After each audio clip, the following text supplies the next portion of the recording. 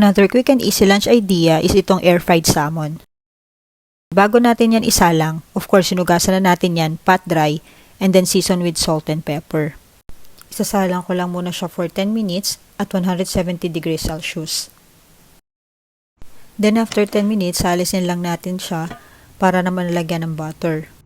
Tapos isasalang ulit natin yan, this time for 15 minutes naman. Same temperature pa rin tayo, 170 degrees Celsius. Laro ka muna ng Mobile Legends habang naghihintay. Tapos ayan na, may pang lunch ka na.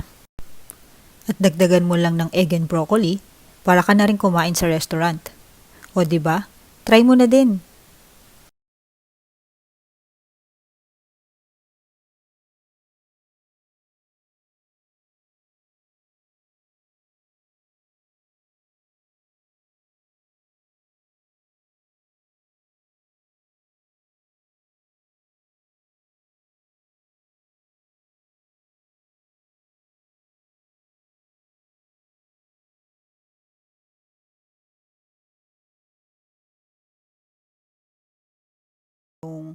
Yung oil mula dun sa salmon.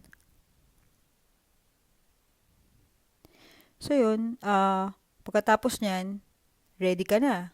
O pwede ka na ulit kumain ng